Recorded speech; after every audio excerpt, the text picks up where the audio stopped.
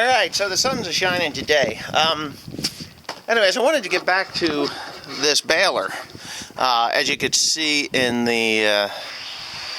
you see them friggin' cat prints on there? I left that door open. This is just the twine box, by the way. And I got some twine in there. Neighbor of mine borrowed 12 balls, and he returned them yesterday. So... he got new ones and returned them. He didn't return the same 12. But anyways, I guess I'm going to do a review of this thing now. You saw that it was unloaded off the truck. And the reason that I swapped it, I know a couple of you guys on Instagram saw the photographs of this one coming in and the other one going out, and made the comment that, hey, it's they both look pretty new. Well, that one I got in May last year. So anyways, the reason I swapped it in was because of a lot to do with this. See the size of this chain? This is 120 chain. The other one had 80 chain. So it's, you know, a third again bigger. 80 is 160, so it's half again bigger. Yes, half again is the size. This clutch here, this is now an overrunning clutch versus a slipped style clutch. Everything's greased, it's greasable. This is greased, automatically greased. Everything's automatically greased, oiled and greased. Everything is perfect. I mean, it's just what I wanted when I bought the one last year. The other thing is, this one here, they've already cut the wings off. It's got, as you can see down there, the pickup tines where these grab on the corners and they're straight on in the front, and they're thick as hell compared to the other ones. The real main difference and the real reason I bought this is actually, I'm going to show you on the other side, a couple things. The tires are much larger than the one on the other one, so it floats, because this baler is actually 2 tons heavier, 4,000 pounds heavier than the predecessor, the one that went out of here. But anyways, back to this baler. As you can see, there's a new addition here compared to the old one. These are knife blanks. This has a knife drawer in it. Because this is, like I said, and like it says on the side, it is a crop cutter model. Now, if you look in there, you see that kind of a nasty looking medieval torture device kind of drum in there? That is the reason I bought this baler. It no longer has that stupid crankshaft in it that, you know, that just grabs and pulls. This is like a constant flow kind of a thing. And the other thing is, these packer forks, or stuffer forks, are about a third again thicker than the other one. The other thing is, in here, this throat, or this pre-charge chamber, is much bigger, thus increasing the capacity of the baler. And you can see it's kind of like a corrugated, you see that white strip and then there's a black line? Well, that is actually a trough where these forks stick down through the hay and then shove it right up into the bale chamber where that massive plunger is, as you can see up in there. So it is really, this part of the baler from here down and forward is the reason I bought this baler. The pickup itself is much taller, meaning it's going to be less friction, more power, because it's not such a short stroke, it's a longer stroke. So there's actually going to be more pulling power for the hay to pull it up from underneath and around the corner. And of course these tines are just massive compared to the other one. Same dual auger design, but I've got a fix for that. Used to have a problem with it wrapping right here.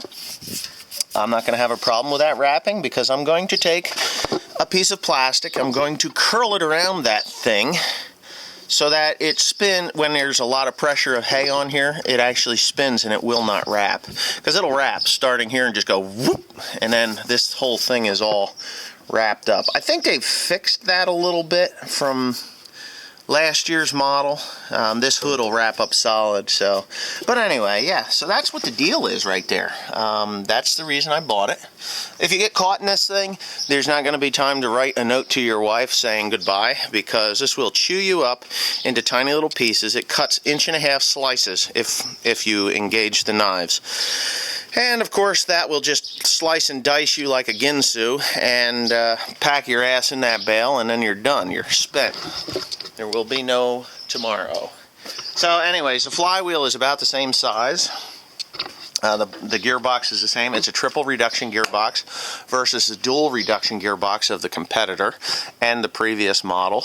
The 9080 was a dual reduction gearbox. This is triple, so it's a lot easier on the tractor. The flywheel is much larger than the previous 9080 model. Still does not have a fan in there. They still have not figured out to put a fan in that thing to blow the hay.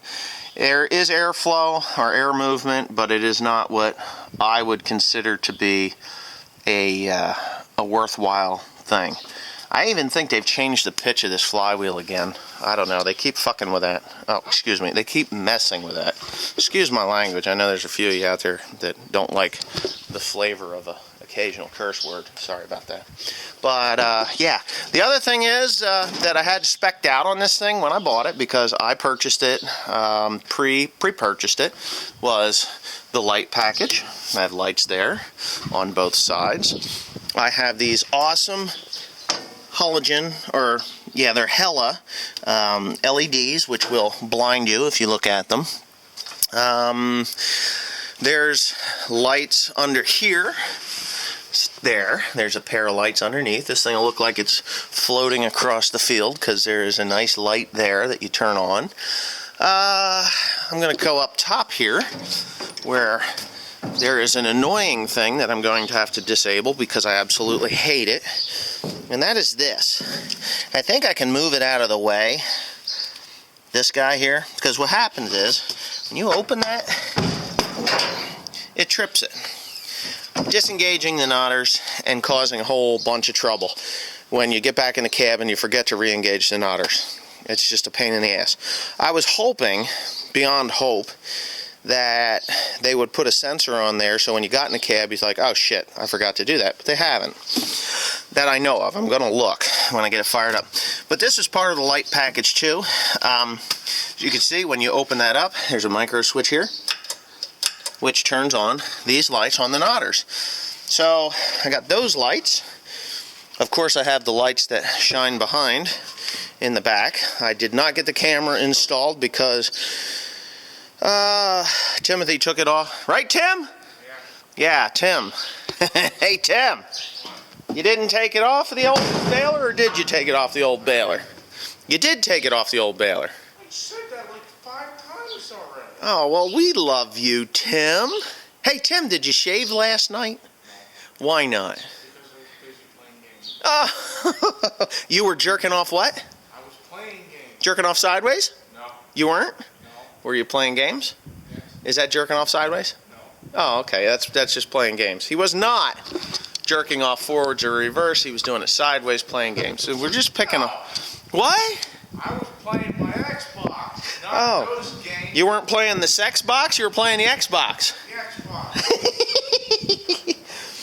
So yeah, I have to do that from time to time because we all love Tim, don't we? I love Tim. Tim's a great kid. So, oh, attaboy, Tim, attaboy. That's it. High five here. Let's get this hand going. Come on, Tim, high five it. Yay! Come on, yeah. Oh. And he does it anyway. He's such a thrilling child. Anyways, Tim's working on this battery box here. See? Oh, wow, what a beautiful job. My hands are vibrating because of the damn wheel. Okay, you got your safety glasses on, correct? Yes. See? We wouldn't want any harm coming to Tim. So anyways, with that, we have the last 2 options on the baler, and Poopa showed up, so we got to kind of make this quick. But water bottle for washing your face and hands, and this awesome box. Voila.